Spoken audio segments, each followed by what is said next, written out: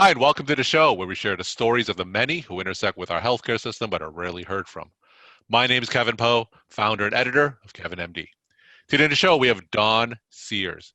She is a gastroenterologist and she wrote the Kevin MD article, 10 Ways to Pay for Women in Medicine Programs. Dawn, welcome to the show. Thank you so much for having me, Kevin. Thank you for allowing us to discuss this. And it's a hot topic right now, so this is a great venue. Fantastic. Thank you for writing and for being on the show. And we'll get into that article in a little bit, but first off, can you share your story and journey to where you are today? So I'm a gastroenterologist, which is not real common. Us women don't usually go into gastroenterology. At the time that I went in, only 8% of gastroenterologists were women, and now it's up to 13%. So I needed to know as an intern what was happening behind that curtain at 3 a.m. that stabilized the blood pressure, that stabilized the patient, and they no longer needed blood transfusions. So it was exciting to me. I felt like Wizard of Oz was happening behind there and I wanted a part of it. So I went into gastroenterology, but I also knew I wanted to have a family. And so knowing that the gastroenterologists were there at 3 a.m, I wasn't sure I could do that. But I learned that gastroenterologists work really hard in the middle of the night for that 1 week they're on call, but the other weeks they're doing regular doctor hours, 7:30 to 6:30, whatever. And so that was a lot of fun. And then finding out gastroenterology allows me to have long-term relationships, curing Hep C, getting patients through death and dying, as well as preventing cancer and taking care of the acute bleeds. I just love the dabbling and tinkering and the teaching and education of the public. Everybody has GI problems, doesn't care if you're homeless or the president of the bank. So it's been a very gratifying career. Meanwhile, I was able to be successful at ultimately leading my division, which also is not very common. There was a publication that came out in February from Digestive Diseases and Sciences, and it said that of gastroenterology leaders, the chiefs, only 20% are women. But if you have a chief, you're more likely to have female program directors, associate program directors, and fellows. Overall, fellows are 33%. But at my program, because I was the associate program director, then the program director, then the chief, 50% of our fellows are female. So it shows that women in leadership can move the needle. So as a result, I was asked to mentor a lot of women coming out of healthcare or coming out of medical school. I said, you're successful in leadership, teach me the ropes. I said, well, there's no ropes. We all just make it up as we go. And so I got together a group of women leaders and we put together a Women Leaders in Medicine program. And from there, it just happened to be in October of 2018 when Me Too movement was happening. So we put together a group. We were ready to talk about leadership. We were ready to talk about life-work balance. We were ready to empower women. And I thought maybe 20, 30 women would show up. Well, the first week, 35 people signed up. And my assistant said, where do we block it? I said, block it? What are you talking about? She said, well, we're already at 35. So we blocked it at 100. We ended up with a waiting list of 20. So 120 women physicians taking out time from their busy schedule to get together and empower each other. Incredibly successful. We had leaders there. We invited the C-suite and all the division directors. We asked the board of directors to provide wine, and they wanted to make sure that was put to good use. So they all showed up. And at the end, they said, when are you going to do it again? I was like, wait, what about the thank you? But no, it was, when are you going to do it again? We needed to empower this generation of women physicians that were already out there to show them that they were leaders. They were capable of mentoring the next generation, even though they didn't feel like they had the self-confidence to do that yet. So now they saw that they could. So at the time, the Physicians Foundation put out a grant request to change burnout of women physicians. As you know, women don't commit suicide, especially moms, unless they're doctors or dentists. And so the burnout rate and the suicide rate for women is disproportionate. So we knew we already had the program. We went ahead and wrote our proposal. So let's continue this for the next 2 years and let's look at burnout engagement and retention. We got fully funded, the $150,000. We had a plan of 25% participation, but instead we ended up with 30% participation and we moved the needle for engagement, burnout, and retention. So now that's my focus. It's not what I planned to do, but it's what I ended up doing. Now, from all your experience in running the conference and mentorship and being in a leadership position yourself, what would you say are the biggest obstacles that prevent more women physicians from taking on leadership roles? Yeah, self-confidence is huge. Mm, So much imposter syndrome, feeling like, well, I don't have the credentials. I don't have the MBA. I said, well, do you have two initials after your name? You have DO or MD. You are a leader already. So the self-confidence and the imposter syndrome and feeling like I don't have enough training. I don't have that extra certificate. So just giving the women the permission was huge. And we found that the women who participated in our program, they came to one of the 8 sessions. Most of them came to 2 or 4 sessions, but if they came to at least one, we measured their self-fulfillment of I'm a leader, and they gave themselves a 10 20% of the time at the very beginning. And then at the end, we did our last survey, January 2020, before the COVID hit the United States. And it went up to 40% of those who participated. But for women that didn't participate, it went down even lower to 18% because they're just overwhelmed. Being a mother, 85% are mothers with children at home, as well as leading a division, taking care of patients, having all the high expectations, the perfectionism that women put as our own internal voices, as well as what the world tells them.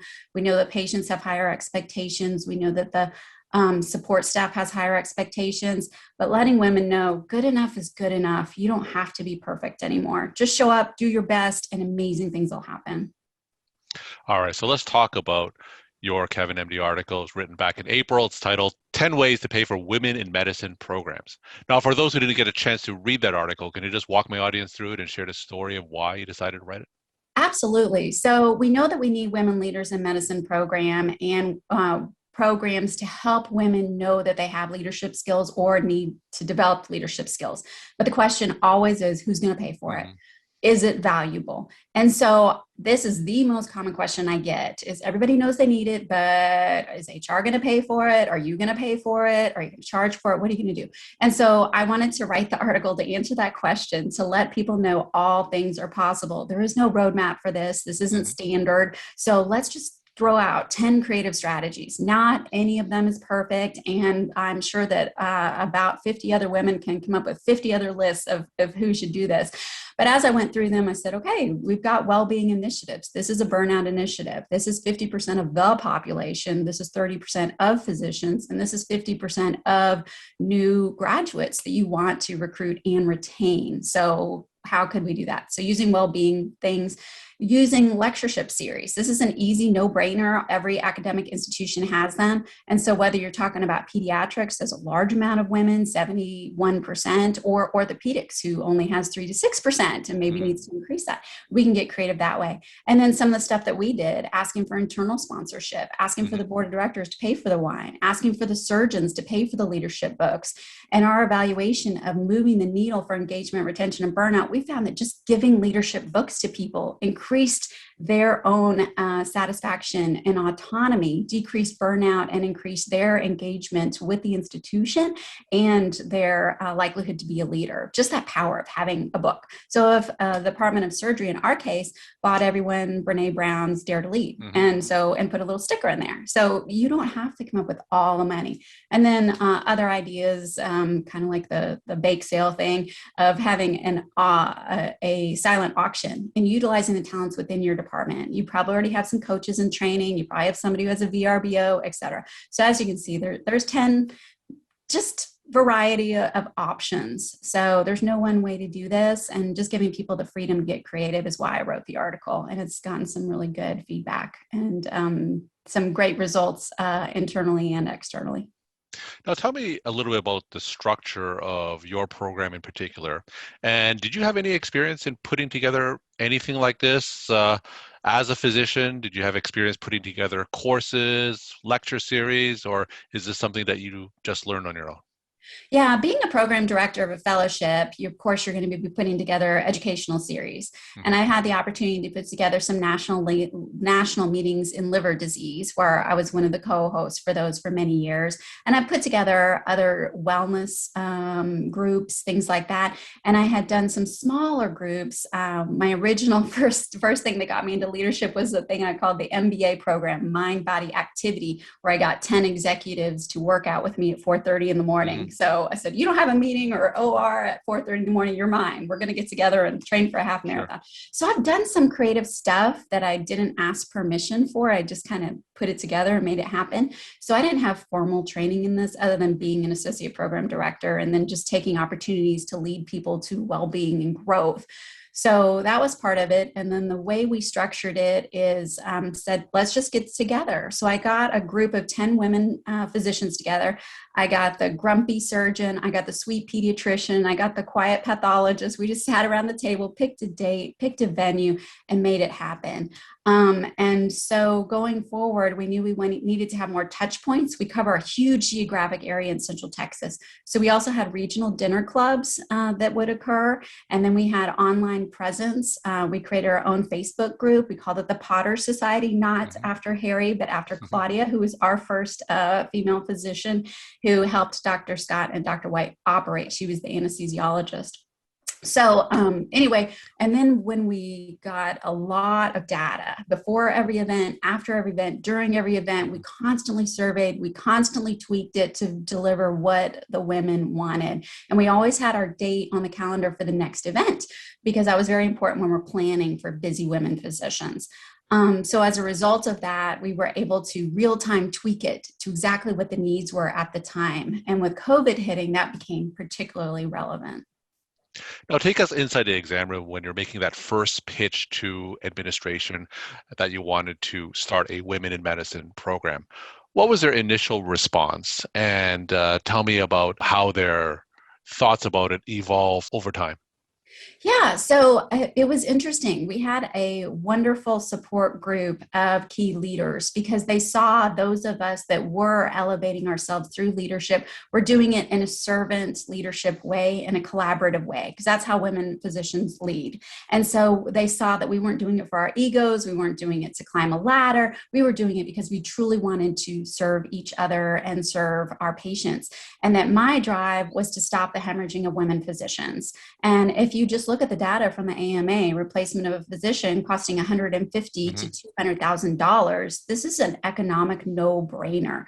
And if you look at litigation, when you're talking about sexual harassment and making it so we can normalize the conversation of what is sexually discriminatory behavior, how can we call it out? How can we stop it? How can we improve the climate?